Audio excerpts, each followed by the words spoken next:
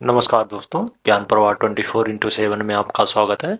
जैसा कि आप लोग जान रहे हैं कि हम लोग यूपीपीएससी आरओ से रिलेटेड टेस्ट सीरीज स्टार्ट कर रहे हैं और यह टेस्ट सीरीज जो है समान अध्ययन से रिलेटेड है।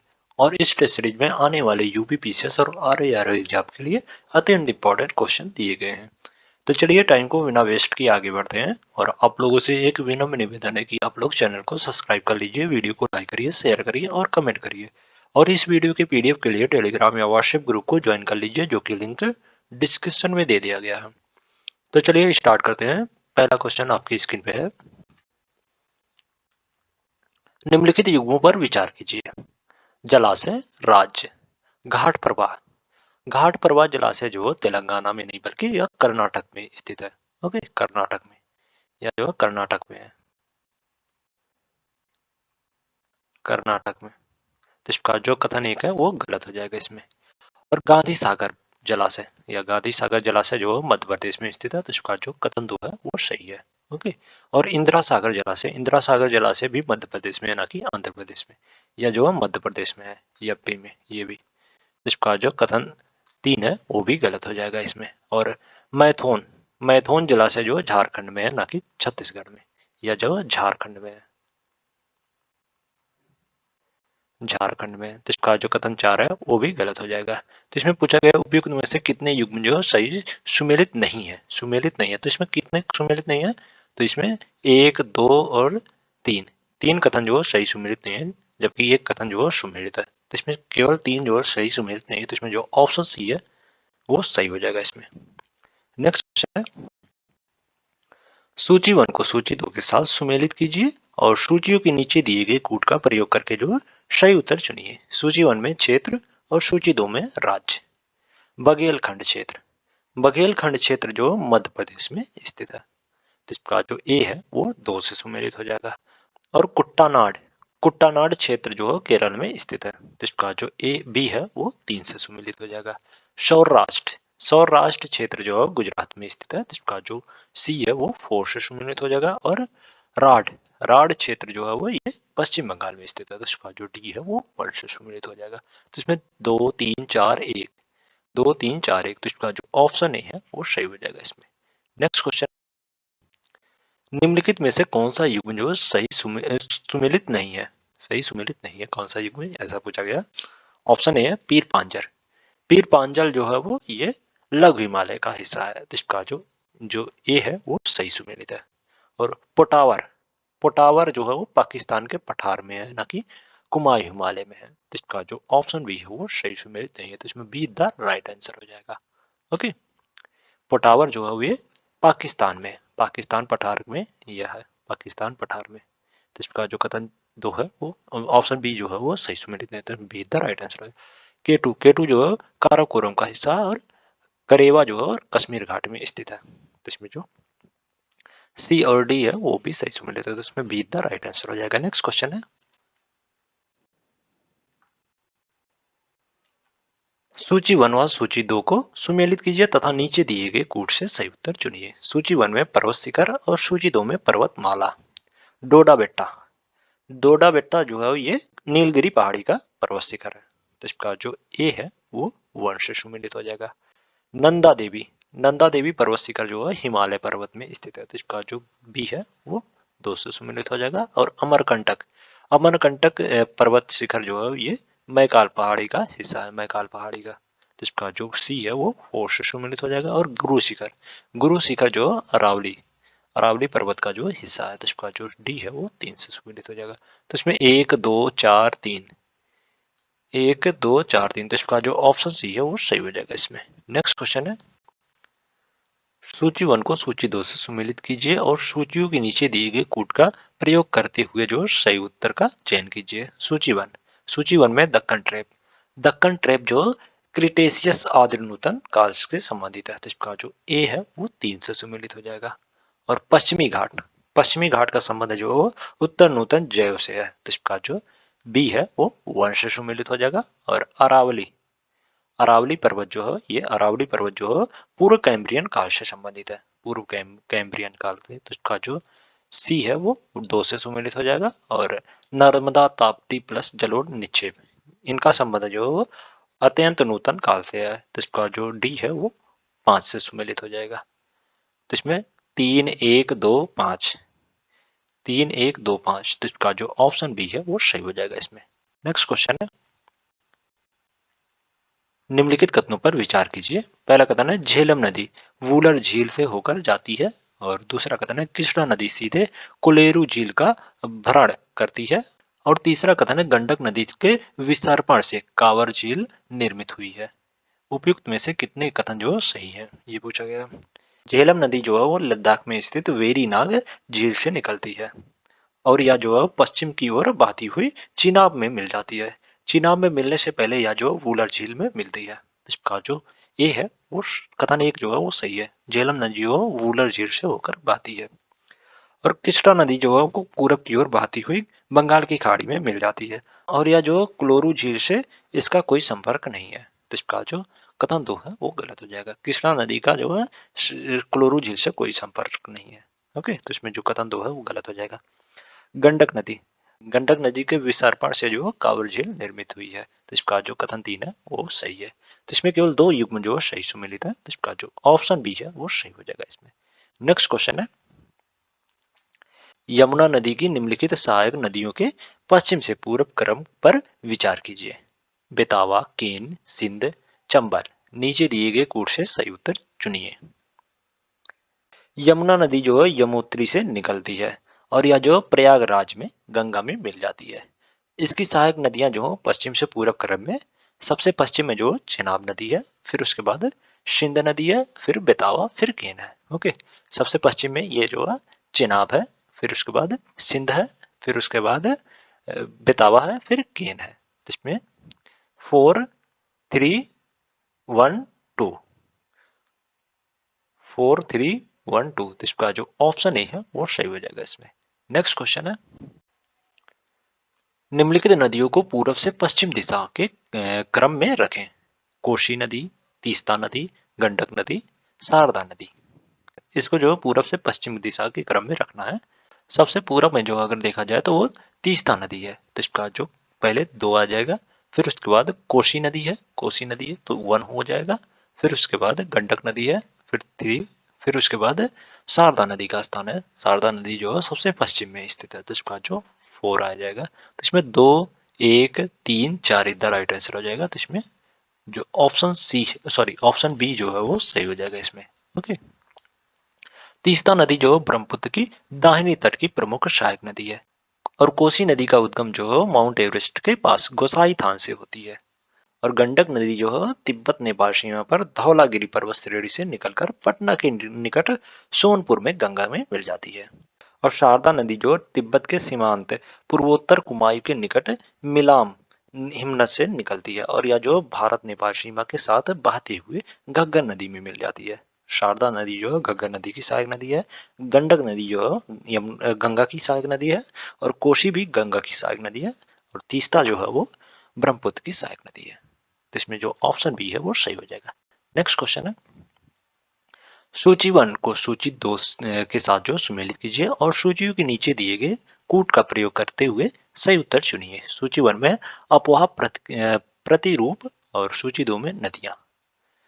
अपवाह प्रतिरूप और नदियां। अनुवर्ती, सारावती और पेरियार जो अनुवर्ती अपवाह करने वाली नदियां हैं, सारावती और पेरियार। तो इसका जो ए है वो 4 से सम्मिलित हो जाएगा।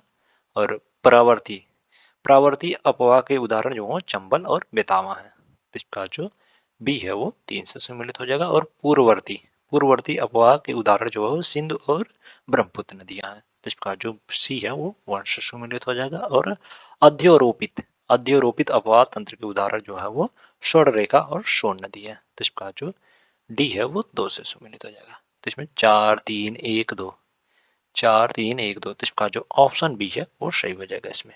नेक्स्ट क्वेश्चन है,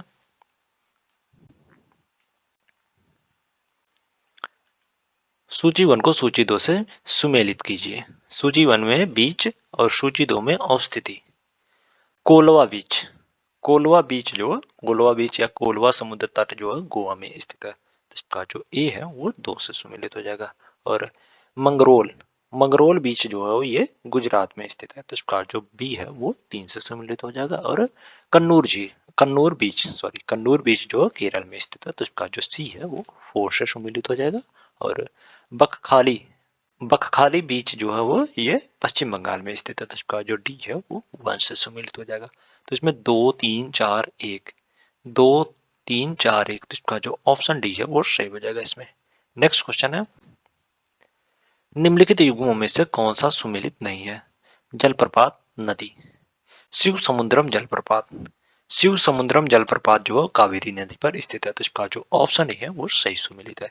और जोग जलप्रपात जो सारावती नदी पर स्थित है, तो इसका जो बी है वो भी सही सुमेलित है। वट्टापराई जलप्रपात, वट्टापराई जलप्रपात जो है वो पंडियार नदी पर स्थित है, पंडियार नदी पर, ना कि चंद्रप्रभा नदी पर, तो इसका जो ऑप्शन सी है वो सही सुमेलित नहीं है, तो इसमें सीधा राइट आंसर हो जाएगा। वट्टापराई वट्टापराई जलप्रपात जो है ये जो है पंडियार पड़यार नदी पर जो है स्थित है।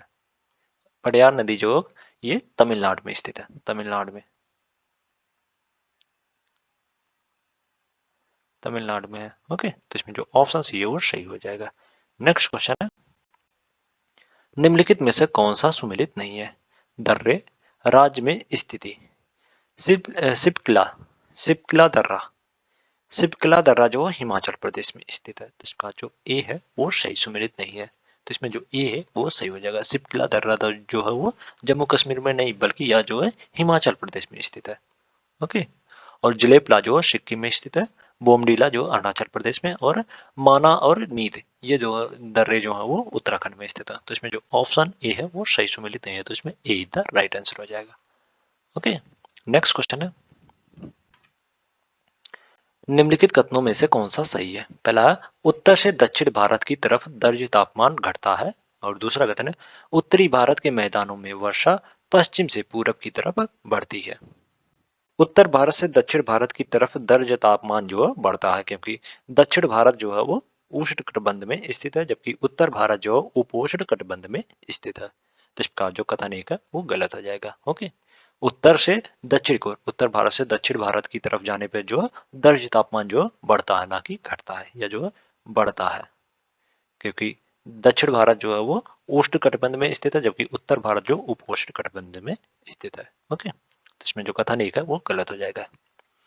और उत्तर भारत के मैदानों में वर्षा जो है पश्चिम से पूरब की तरफ बढ़ती जाती है, क्योंकि समुद्र से बढ़ती दूरी के साथ जो है वो मानसूनी वर्षा में घटने की प्रवृत्ति पाई जाती है। और दक्षिण भारत से उत्तर भारत की ओर मानसून की अवधि जो घटती है। पंजाब में मानसून की अवधि जो है 2.5 माह की है, जबकि कोरोमंडल तट पर मानसून की अवधि जो है 6.5 माह की है, तो इसका जो कथन 2 है वो सही है, तो इसमें केवल 2 सही है, तो इसका जो ऑप्शन बी है वो सही हो जाएगा इसमें। नेक्स्ट क्वेश्चन है, निम्नलिखित कथनों पर विचार कीजिए। कथन ए, भारत में वन क्षेत्र का ह्रास भारत के जननांगीय संक्रमण से प्रत्यक्ष संबंधित रहा है। और कारण आर में कहा जा रहा है कि वन क्षेत्र एवं जनसंख्या वृद्धि में प्राय जो नकारात्मक संबंध होता है। नीचे दिए गए कूटों से सही उत्तर चुनिए। वन क्षेत्र एवं जनसंख्या वृद्धि में जो प्राय नकारात्मक संबंध होता है, और भारत में वन क्षेत्र का ह्रास जो है वो भारत के जननांगीय संक्रमण से प्रत्यक्ष रूप से संबंधित है। तो इसमें कथन और कारण जो है वो दोनों सही है, और कारण जो है वो कथन का सही व्याख्या भी कर रहा है, तो इसका जो ऑप्शन ए है वो सही हो जाएगा इसमें। नेक्स्ट क्वेश्चन है, कथन ए, महाराष्ट्र में कोयाना क्षेत्र के निकट अधिक भूकंप प्रभावित होने की संभावना है। और कारण आर में कहा जा रहा है कि कोयानाबाद एक पुराने भ्रंश तल पर अवस्थित है, जो कोयाना जलाशय में जल स्तर के परिवर्तन के साथ जो अधिक सक्रिय हो सकता है। नीचे दिए गए कूट से सही उत्तर चुनिए। महाराष्ट्र राज्य का कोयाना क्षेत्र जो निकट भविष्य में अधिक भूकंप प्रभावित होगा। इसका कारण जो कोयनाबाद एक पुराने भ्रंश तल में अवस्थित है, तल पर जो अवस्थित है। कोयनाबाद जो एक पुराने भ्रंश तल पर अवस्थित है, जो कोयना जलाशय में जल स्तर के परिवर्तन के साथ जो अधिक सक्रिय हो सकता है। जल स्तर के परिवर्तन से जो विवर्तकनी के सिद्धांत के अनुसार भारी प्लेट के ऊपर हल्की प्लेट जो है वो विक्षेपित हो जाएगी, जिससे भूकंप आ सकता है। तो इसमें कथन और कारण जो है वो दोनों सही है। और कारण जो है वो कथन का सही व्याख्या भी कर रहा है। तो इसका जो ऑप्शन ए है वो सही हो जाएगा इसमें। नेक्स्ट क्वेश्चन है,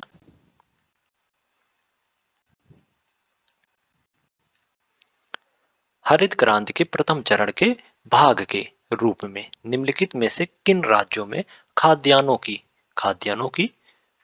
उच्च उपज देने वाली किस्में जो प्रवर्तित की गई थी?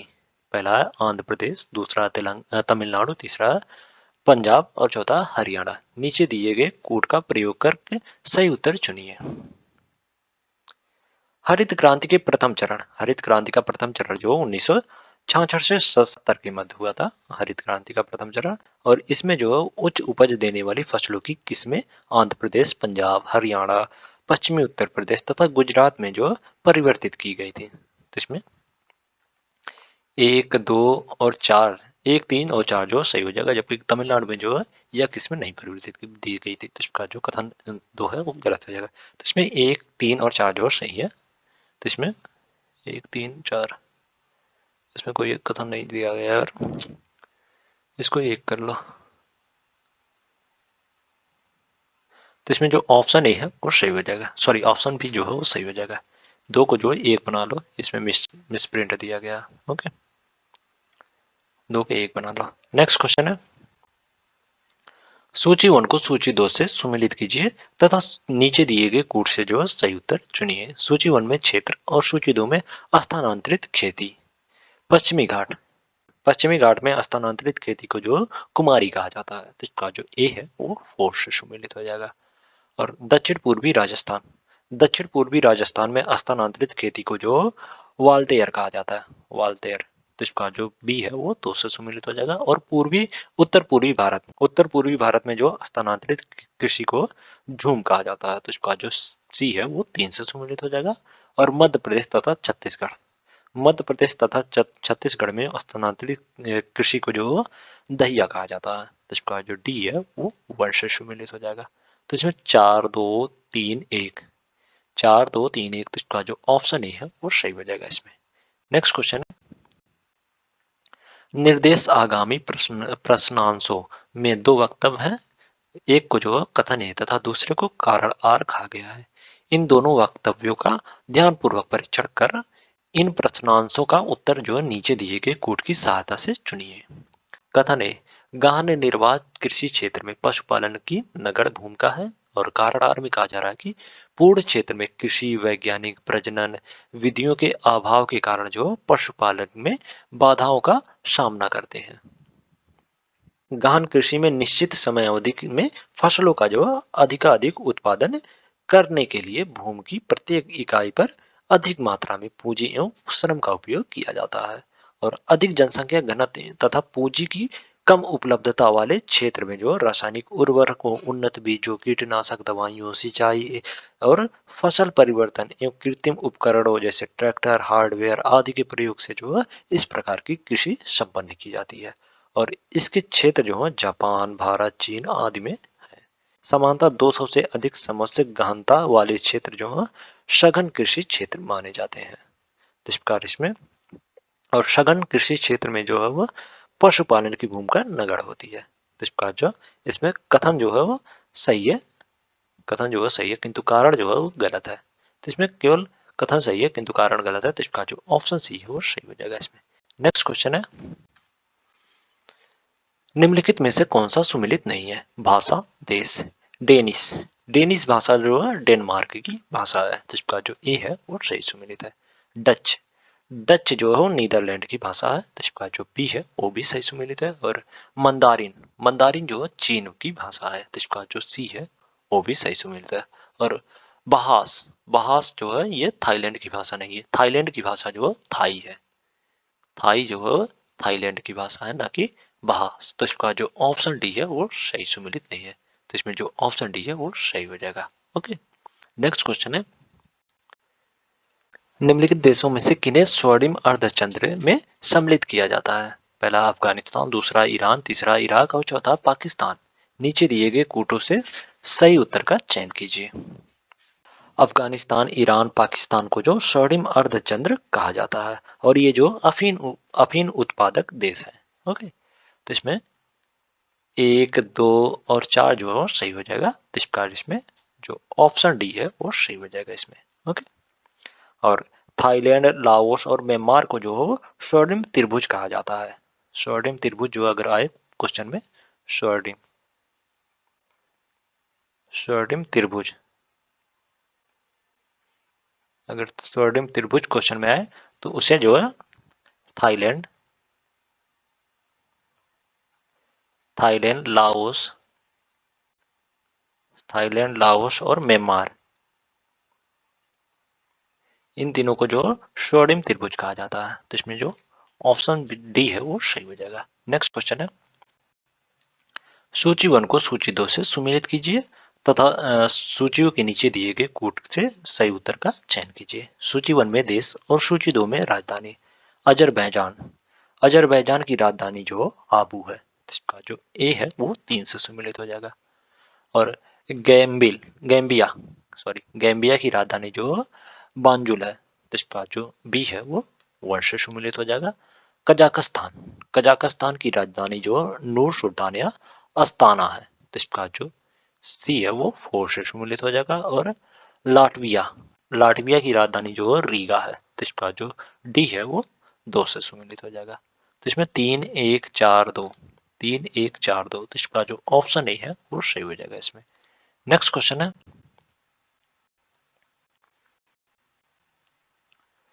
सूची 1 को सूची 2 से सुमेलित कीजिए और सूचियों के नीचे दिए गए कूट का प्रयोग कर सही उत्तर चुनिए। सूची 1 में अशांतता और सूची 2 में अशांतता से संबंधित भूगर्भ की परतें। अशांतता को असंबद्धता भी कहा जाता है और इसे जो इंग्लिश में डिसकाउंटिन्यूटी भी कहा जाता है क्योंकि इंग्लिश में डिसकाउंटिन्यूटी कहा जाता है। सबसे पहले हम लोग देखते हैं पृथ्वी की संरचना। पृथ्वी की संरचना मान लो ऐसे है, इस ये 3 भागों में बटा है। ओके, ये क्रस्ट है और ये मेंटल है और ये कोर है।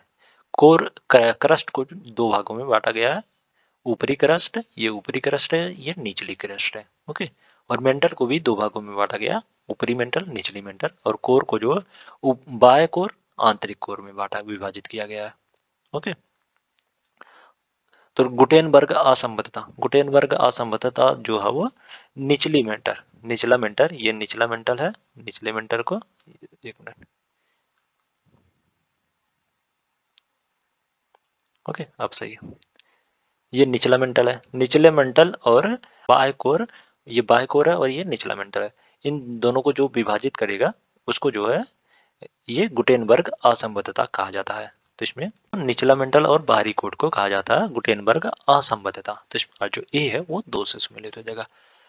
मोहे असंबद्धता, मोहे या मोहे वृक्क की असंबद्धता, इसे जो है ये निचला क्रस्ट और ऊपरी मेंटल को ये विभाजित करता है। ये निचला क्रस्ट है और ये ऊपरी मेंटल है, इसके बीच जो विभाजित करता है जो रेखा, उसे जो मोहे विविक असंबद्धता कहते हैं। ओके, या जो है वो ऊपरी मेंटल और निचले परपटी को विभाजित करता है। तो इसका जो बी है वो 3 से सम्मिलित हो जाएगा। और लेहमैन असंबद्धता, लेहमैन असमर्थता या लहमैन असमर्थता जो बाह्य कोर और आंतरिक कोर को विभाजित करता है, यानी ये रेखा को जो है, ये जो है उसको लहमैन असमर्थता कहते हैं।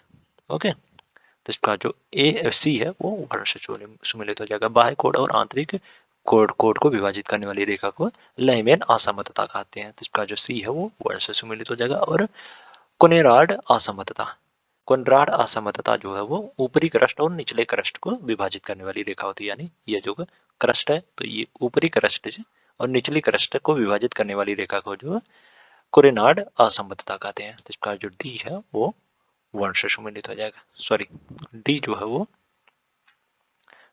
वो 4 से सम्मिलित हो जाएगा। ओके, निचली परपटी और ऊपरी परपटी को विभाजित करने वाली रेखा को जो है कोनराड असमर्थता कहते हैं। तो इसमें जो 2, 3, 1, 4, 2, 3, 1, 4, तो इसका जो ऑप्शन सी है वो सही हो जाएगा इसमें। नेक्स्ट क्वेश्चन है, सूची 1 को सूची 2 के साथ सुमेलित कीजिए तथा सही उत्तर का चयन नीचे दिए गए कोड से कीजिए। सूची 1 में पर्वत शिखर और सूची 2 में महाद्वीप। कोसिस्को पर्वत शिखर, कोसिस्को पर्वत शिखर जो ऑस्ट्रेलिया में स्थित है, तो इसका जो ए है वो 3 से सुमेलित हो जाएगा। और मैकिनले, मैकनले पर्वत शिखर जो है वो उत्तरी अमेरिका में है। तो इसका जो ए बी है वो 4 से सम्मिलित हो जाएगा, बी जो है वो 4 से सम्मिलित हो जाएगा। और एल्ब्रूस एल्ब्रूस पर्वत शिखर जो यूरोप में है, तो इसका जो ए है और सी है वो 1 से सम्मिलित हो जाएगा। और किलिमंजारो जो अफ्रीका में स्थित है, तो इसका जो डी है वो 2 से सम्मिलित हो जाएगा। तो इसमें 3 4 1 2 3 4 1 2, तो इसका जो ऑप्शन बी है वो सही हो जाएगा इसमें। नेक्स्ट क्वेश्चन है, सूची 1 को सूची 2 से सुमेलित कीजिए तथा सूचियों के नीचे दिए गए कोड से सही उत्तर चुनिए। सूची 1 में मरुस्थल और सूची 2 में अवस्थिति। सिम्पसन मरुस्थल, सिम्पसन मरुस्थल जो ऑस्ट्रेलिया में स्थित है, तो इसका जो ए है वो 1 से सुमेलित हो जाएगा। और काराकुम काराकुम मरुस्थल जो है वो तुर्कमेनिस्तान में स्थित है, तो इसका जो बी है वो 2 से सम्मिलित हो जाएगा। और सिचुरा सिचुरा मरुस्थल जो पेरू में स्थित है, तो इसका जो सी है वो 3 से सम्मिलित हो जाएगा। और नेगो नेगव मरुस्थल जो इजराइल में स्थित है, तो इसका जो डी है वो 4 से सम्मिलित हो जाएगा। तो इसमें 1 2 3 4 इतना राइट आंसर हो जाएगा, तो इसमें जो ऑप्शन ए है वो सही हो जाएगा इसमें। नेक्स्ट क्वेश्चन है, निम्नलिखित कथनों पर विचार कीजिए। पहला कथन है, भूकंप लेखी या सिस्मोग्राफ में जो एस तरंगों से पूर्व पी तरंगे जो अभिलिखित की जाती हैं। और दूसरा कथन है, पी तरंगों में अलग अलग कण तरंग प्रसार की दिशा में आगे पीछे जो कंपन करते हैं, जबकि एस तरंगों में कण तरंग जो प्रसार की दिशा में समकोणीय ऊपर नीचे जो कंपन करते हैं। उपयुक्त कथनों में से कौन सा सही है? भूकंप जो एक धरातली अपक्रियाओं से उत्पन्न भौगोलिक परिणाम है, और जिसमें जो धरती एकाएक जो कंपन करने लगती है, और यह जो भूकंप के दौरान उत्पन्न तरंगों के कारण होती है। ये तरंगे जो पी एस और एल प्रकार की होती हैं।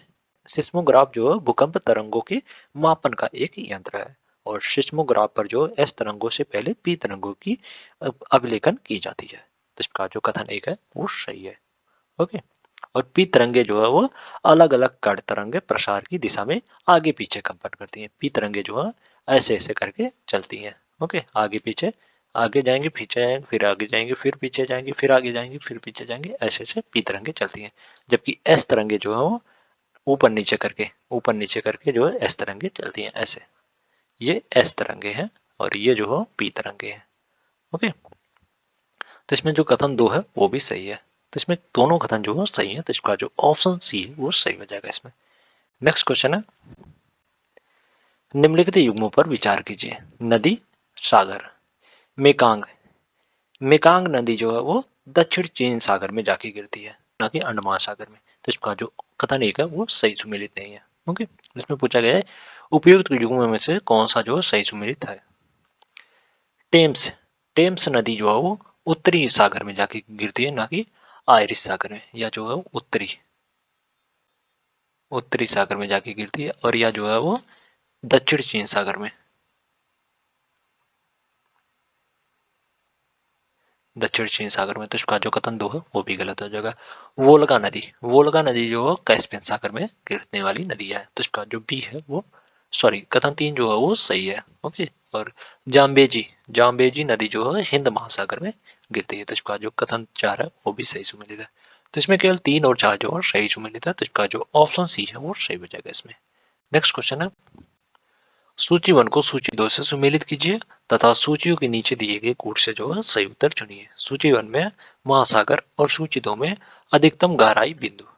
प्रशांत महासागर प्रशांत महासागर का अधिकतम गहराई बिंदु जो मेरियाना करता है, इसका जो ए है वो 3 से सुमेलित हो जाएगा।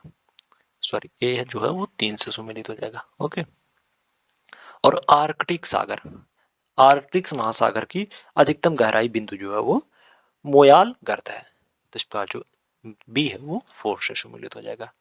हिंद महासागर की अधिकतम गहराई वाला बिंदु जो है वो सुंडा गर्त है, सुंडा गर्त है, तो इसका जो सी है वो 1 से सम्मिलित हो जाएगा। और अटलांटिक महासागर की अधिकतम गहराई वाला बिंदु जो है वो प्यूर्टो रिको गर्त है, तो इसका जो डी है वो 2 से सम्मिलित हो जाएगा। तो इसमें 3 4 1 2 तो इसका जो ऑप्शन ए है वो सही हो जाएगा इसमें।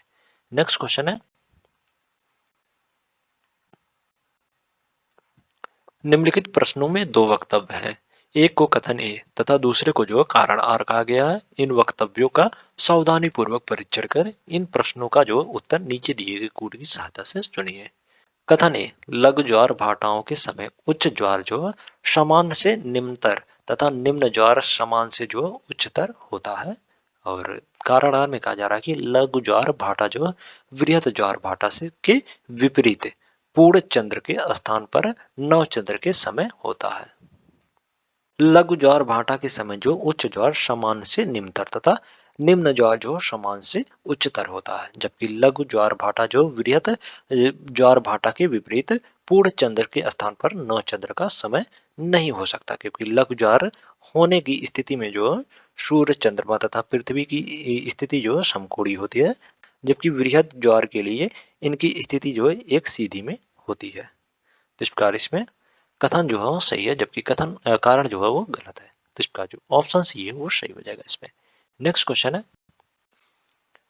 नीचे दिए गए कथनों पर विचार करें एवं कूट से जो है सही उत्तर का चयन कीजिए। कथन ए, प्राकृतिक पर्यावरण जो स्वच्छ होता है। और कारण आर में कहा जा रहा है कि मानव क्रियाएं जो पर्यावरणीय प्रदूषण का कारण है।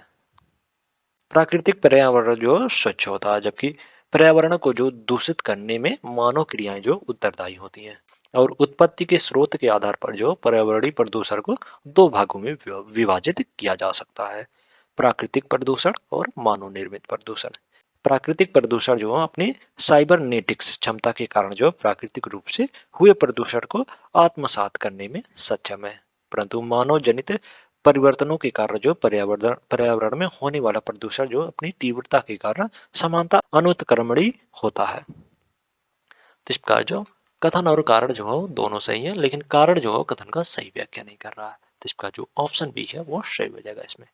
नेक्स्ट क्वेश्चन है, निम्नलिखित कथनों पर जो विचार कीजिए। पहला कथन है, विश्व की सर्वाधिक प्रवाल भित्तियां उष्णकटिबंधीय सागर जलों में जो मिलती हैं। और दूसरा कथन है, विश्व की एक तिहाई से अधिक प्रवाल भित्तियां जो ऑस्ट्रेलिया, इंडोनेशिया और फिलीपींस के राज्य क्षेत्रों में स्थित है। और तीसरा कथन है, उष्णकटिबंधीय वर्षा वनों की अपेक्षा प्रवाल भित्तियां जो कहीं अधिक संख्या में जंतु संघों का जो पर पोषण करती हैं।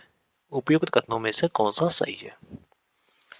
प्रवाल जो मुख्य रूप से उष्णकटिबंधीय महासागरों में पाए जाते हैं, क्योंकि इनको जो जीवित रहने के लिए 20 से 21 डिग्री तापमान आवश्यक होती है। और 200 से 250 फीट से अधिक गहराई में ये मर जाते हैं प्रवाल, यानी 60 से 77 मीटर से अधिक गहराई में जो है प्रवाल मर जाते हैं। प्रवालों के समुचित विकास के लिए सागरीय लवणता जो है 27 से 30% होनी चाहिए। और विश्व की एक तिहाई से अधिक प्रवाल भित्तियां जो ऑस्ट्रेलिया, इंडोनेशिया और फिलीपींस के राज्यों में स्थित हैं। जिसका जो कथन दो है वो सही हो जाएगा। और विश्व की सर्वाधिक प्रवाल भित्तियां जो उष्णकटिबंधीय सागर जलों में मिलती हैं, तो इसका जो कथन एक है वो भी सही है। ओके। और उष्णकटिबंधीय वर्षा वनों की अपेक्षा प्रवाल भित्तियां जो कहीं अधिक संख्या में जंतु संघों का परपोषण करती हैं, क्योंकि प्रवालों की 10 लाख प्रजातियां हैं, जिनमें से केवल 10% प्रजातियों का जो है अध्ययन किया गया है। तो इसका जो कथन 3 है वो भी सही है। तो इसमें तीनों कथन जो सही है, तो इसका जो ऑप्शन डी है वो सही हो जाएगा इसमें। नेक्स्ट क्वेश्चन है, नीचे दो वाक्यांश दिए गए हैं। कथन ए, प्राकृतिक वनस्पति जलवायु का सही सूचकांक है। और कारण आर में कहा जा रहा है कि जलप्रिय पौधे जो आर्द्र जलवायु में पाए जाते हैं। प्राकृतिक वनस्पतियां जो जलवायु का सही सूचकांक है, तो इसका जो कथन है वो सही हो जाएगा इसमें।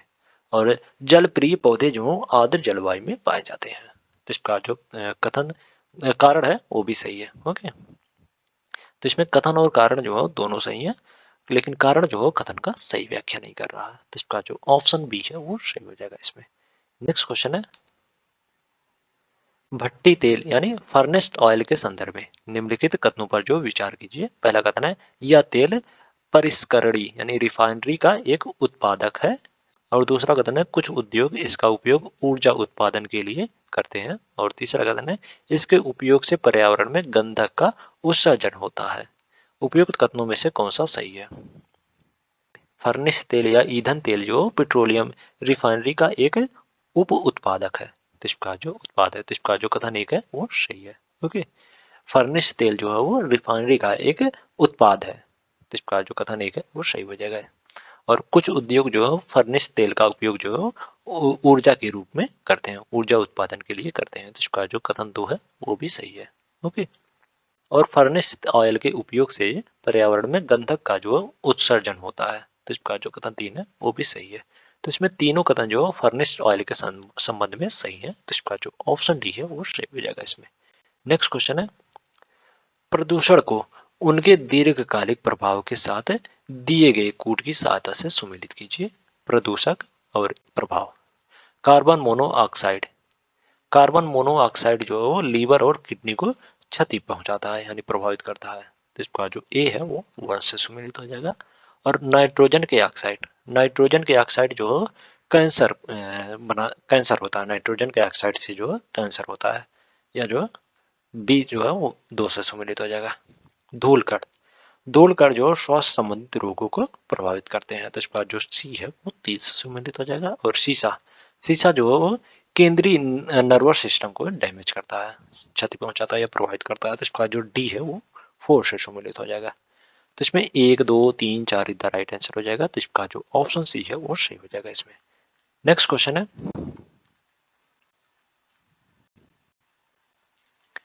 निम्नलिखित कथनों पर विचार कीजिए। पहला कथन है, भारत में रेड पांडा प्राकृतिक रूप से केवल पश्चिमी हिमालय में पाया जाता है। और दूसरा कथन है, भारत में स्लो लोरिस उत्तर पूर्व के सघन वनों में रहता है। उपयुक्त कथनों में से कौन सा सही है? रेड पांडा जो है उच्च तुंगता के वर्षा वनों में पाया जाता है, और यह जो मुख्यतः नेपाल, उत्तर पूर्वी भारत के सिक्किम, अरुणाचल प्रदेश तथा उत्तरी म्यांमार तथा दक्षिणी चीन में जो पाया जाता है, तो इसका जो कथन एक है वो गलत हो जाएगा। ओके।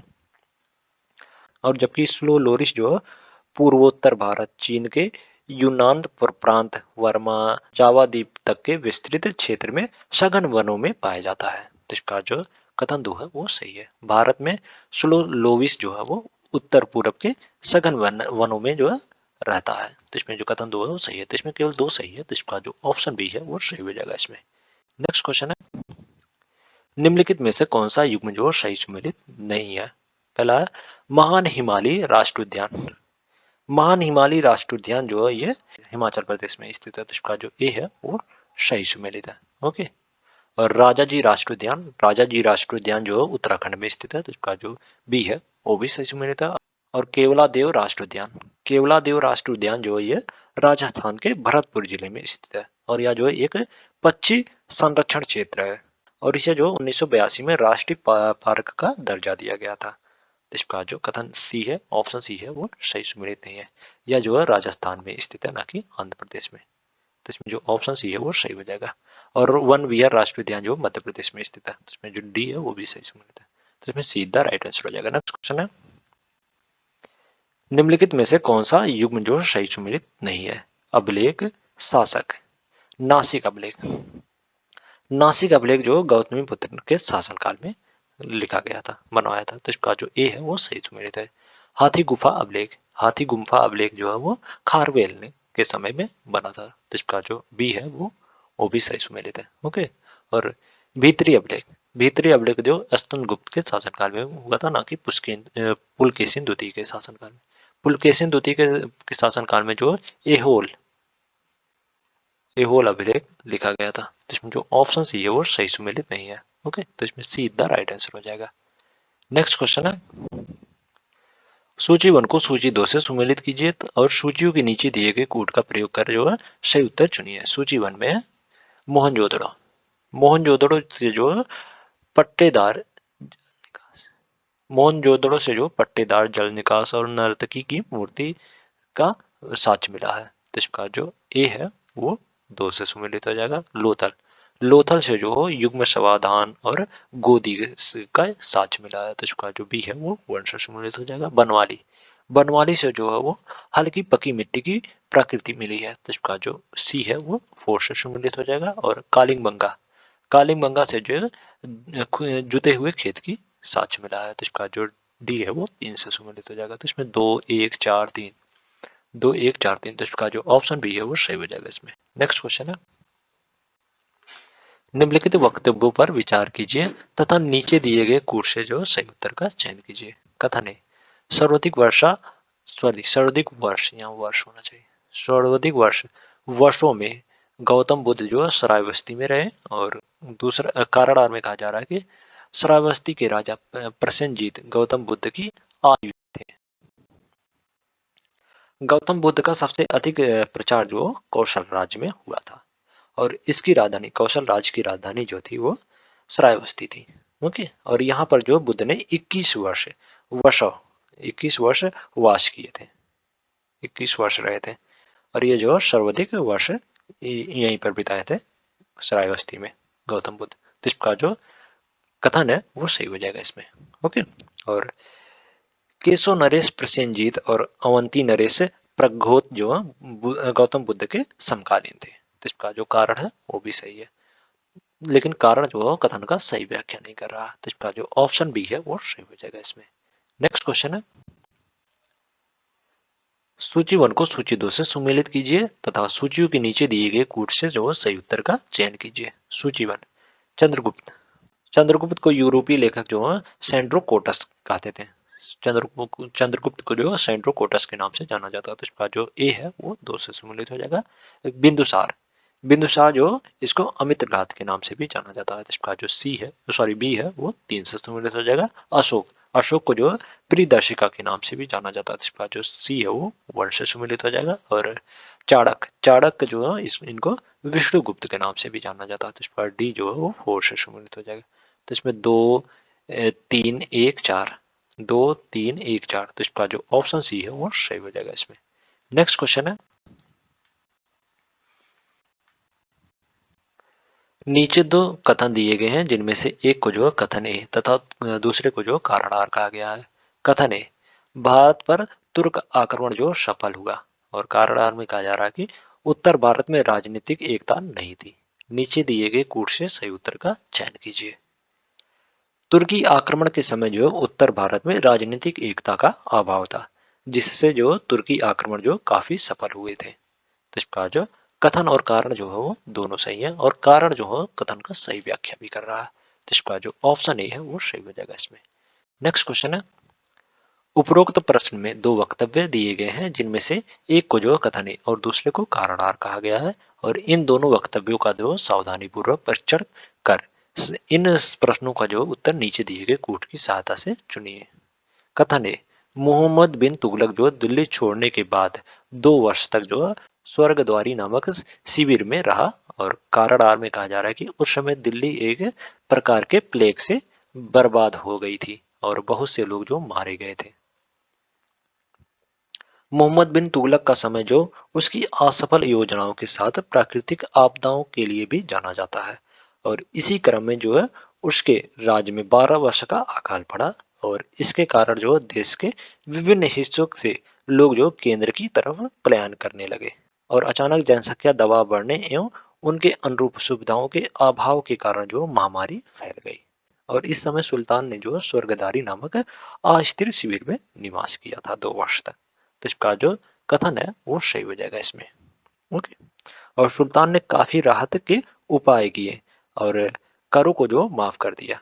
और अन्य योजनाओं की तरह जो इस समस्या के समाधान में भी मोहम्मद बिन तुगलक जो सफल नहीं रहा। तो इसका जो कारण है वो भी सही है और कारण जो है वो कथन का सही व्याख्या भी कर रहा है। तो इसका जो ऑप्शन ए है वो सही हो जाएगा इसमें।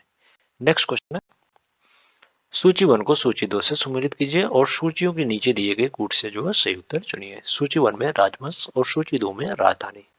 पल्लव, पल्लव राजवंश की राजधानी जो है वो कांची थी। तो इसका जो ए है वो 2 से सुमेलित हो जाएगा। और पांड्या, पांड्या राजवंश की राजधानी जो है मदुरा थी। तो इसका जो बी है वो 3 से सुमेलित हो जाएगा। और यादव, यादव राजवंश की राजधानी जो देवगिरी थी। तो इसका जो सी है वो 4 से सुमेलित हो जाएगा। और काकती ककाती, ककाती वंश की राजधानी जो वारांगल थी। तो इसका जो डी है वो 1 से सुमेलित हो जाएगा। तो इसमें 2 3 4 1, 2 3 4 1। तो इसका जो ऑप्शन बी है वो सही हो जाएगा इसमें।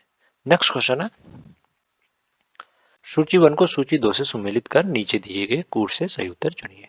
सूची 1, ख्वाजा मोइनुद्दीन चिश्ती। ख्वाजा मोइनुद्दीन चिश्ती जो है चिश्ती संप्रदाय से संबंधित है। तो इसका जो ए है वो 3 से सुमेलित हो जाएगा। और शेख अहमद सरहिंदी, शेख अहमद सरहिंदी जो है नक्शबंदिया संप्रदाय से संबंधित है। तो इसका जो बी है वो 4 से सुमेलित हो जाएगा। और दारा सिको, दारा सिको का संबंध जो कदारिया संप्रदाय से था। तो इसका जो सी है वो 2 से सुमेलित हो जाएगा। और शेख साहबुद्दीन, शेख साहबुद्दीन का संबंध जो है वो सुहारा वर्दिया संप्रदाय से संबंधित था। तो इसका जो डी है वो 1 से सुमेलित हो जाएगा। तो इसमें 3 4 2 1, 3 4 2 1, तो इसका जो ऑप्शन सी है वो सही हो जाएगा इसमें। नेक्स्ट क्वेश्चन है सूची 1 जिसमें विदेशी कंपनियों के नाम दिए हैं, और सूची 2 जिसमें जो उनके द्वारा भारत में स्थापित की गई बस्तियों के नाम है। सुमेलित कीजिए तथा नीचे दिए गए कोड का प्रयोग करके जो सही उत्तर चुनिए। सूची 1 में है डच, डच कंपनी के द्वारा जो नगर स्थापित किए गए थे, बस्ती स्थापित की गई थी वो पुलिकट थी। तो इसका जो ए है वो 2 से सुमेलित हो जाएगा।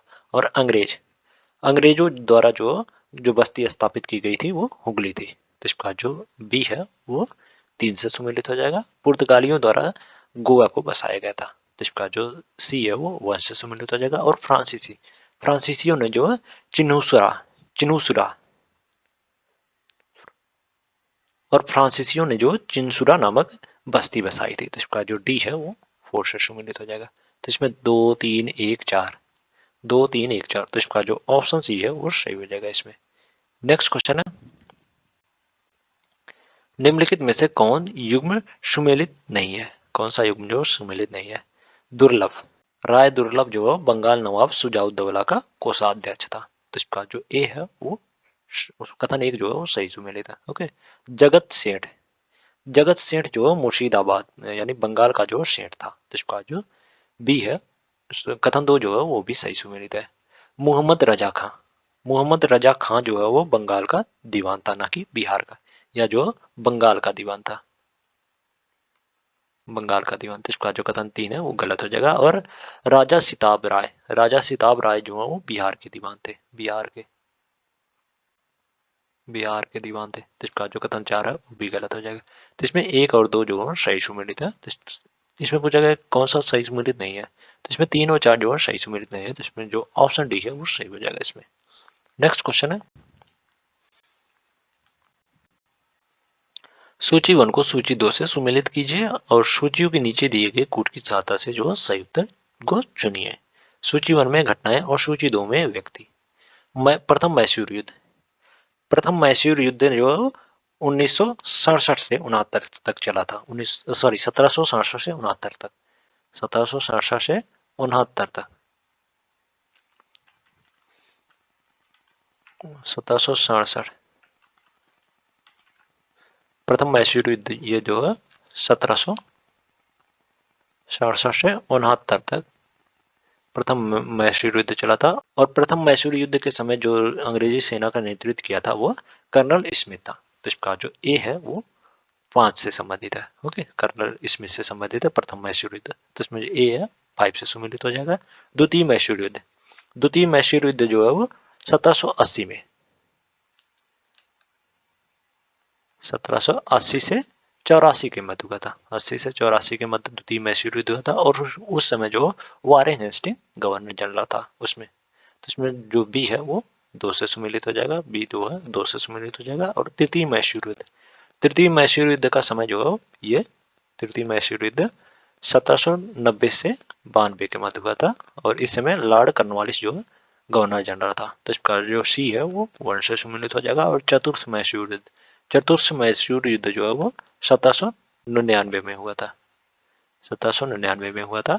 और उस समय जो वेलेजली गवर्नर जनरल था। तो इसका जो 4 है वो 3 से सम्मिलित हो जाएगा। तो इसमें 5 2 1 3, 5 2 सॉरी वारेन हेस्टिंग, ये हेस्टिंग नहीं वारेन हेस्टिंग था, ये 4 है। इसमें 5 4 1 3, 5 4 1 3, तो इसका जो 1 3, तो इसमें जो ऑप्शन नहीं है वो सही हो जाएगा इसमें।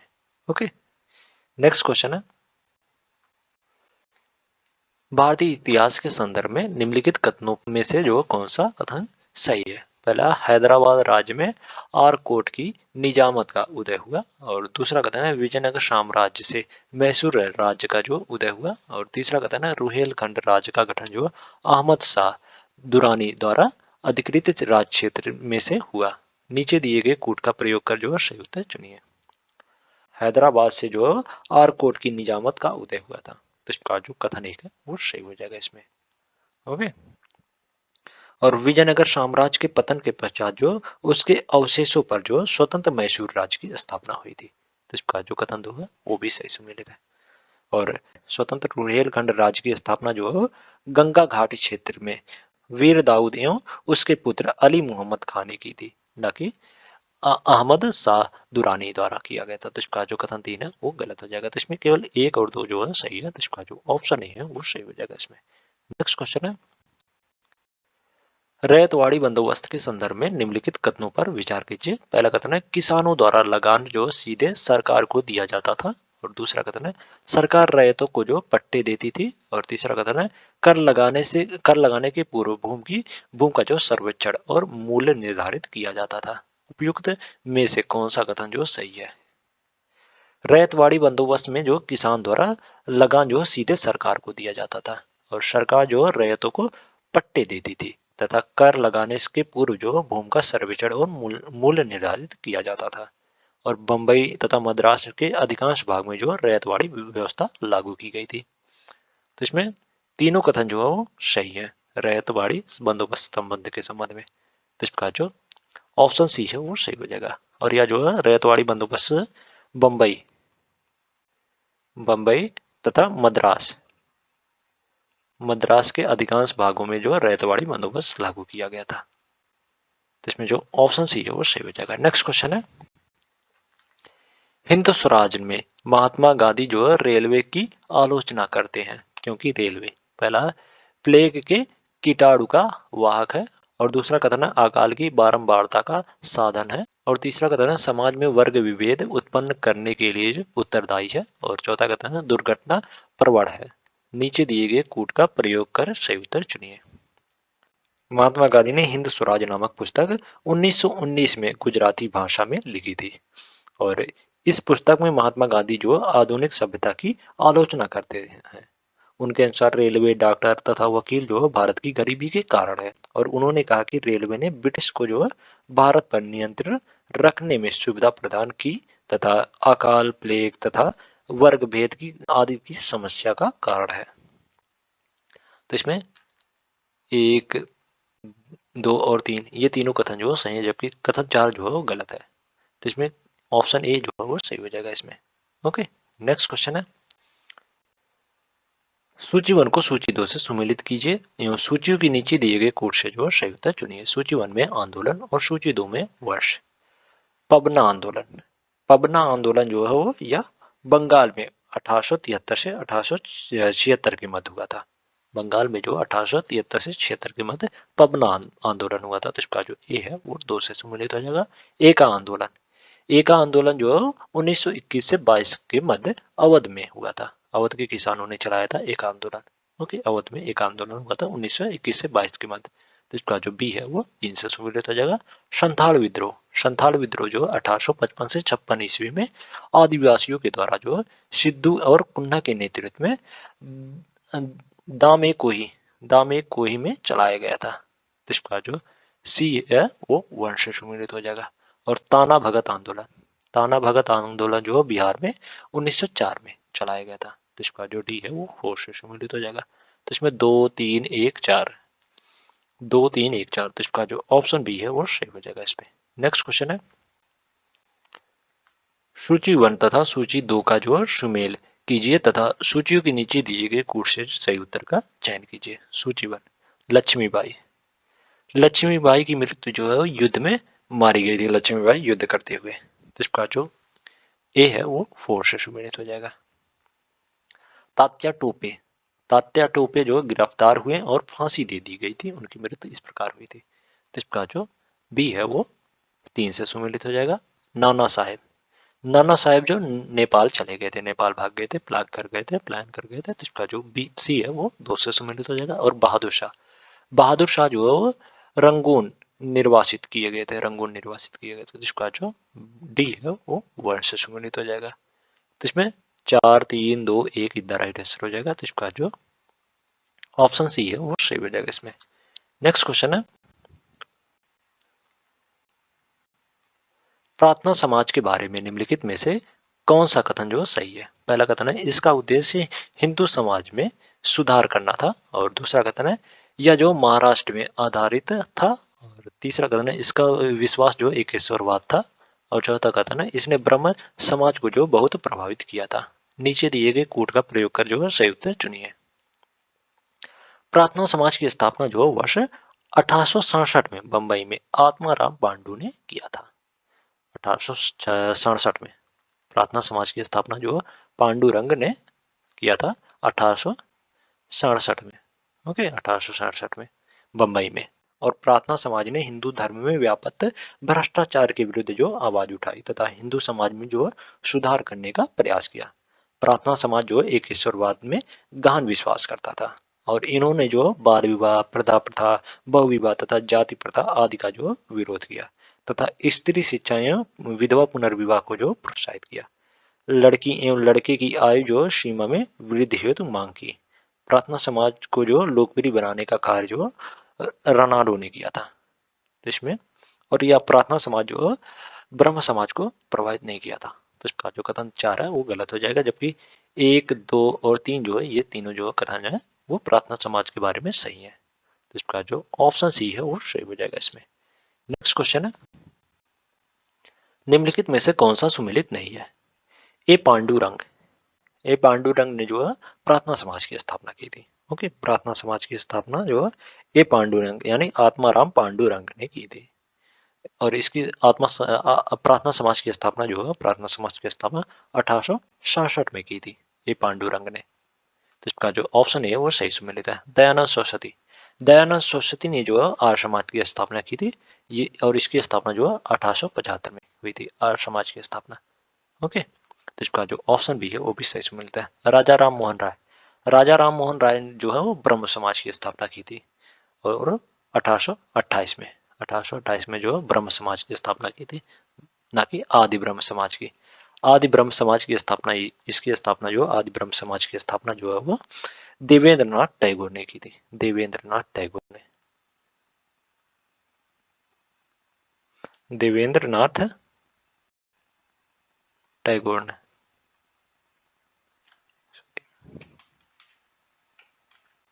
देवेंद्रनाथ टैगोर टैगोर ने। तो इसका जो ऑप्शन सी है सही सुमेलित नहीं है। राजा राम मोहन राय जो है ब्रह्म समाज की स्थापना की थी। आदि ब्रह्म समाज की स्थापना जो है देवेंद्रनाथ टैगोर ने की थी। तो इसमें जो ऑप्शन सी है वो सही हो जाएगा। स्वामी विवेकानंद ने जो रामकृष्ण मिशन की स्थापना की थी। रामकृष्ण मिशन की स्थापना जो है स्वामी विवेकानंद ने 1897 में की थी। ओके, तो इसमें जो ऑप्शन सी है वो सही हो जाएगा। नेक्स्ट क्वेश्चन है, निम्नलिखित युग्मों में से कौन सा जो है सुमेलित नहीं है। हंटर शिक्षा आयोग, हंटर शिक्षा आयोग जो है इसकी स्थापना, हंटर शिक्षा आयोग की स्थापना जो है वो 1882 में हुई थी। तो इसका जो ए है वो सही सुमेलित है। भारतीय विश्वविद्यालय अधिनियम, भारतीय विश्वविद्यालय अधिनियम जो 1904 में लाया गया था, स्थापना हुई थी। तो इसका जो बी है वो भी सही सुमेलित है। सर्जेंट शिक्षा आयोग, सर्जेंट शिक्षा आयोग की स्थापना जो 1944 में हुई थी, ना कि 1915 में। 1944 में जो सर्जेंट शिक्षा आयोग की स्थापना हुई थी। तो इसका जो ऑप्शन सी है वो सही सुमेलित नहीं है। तो इसमें जो ऑप्शन सी है वो सही हो जाएगा।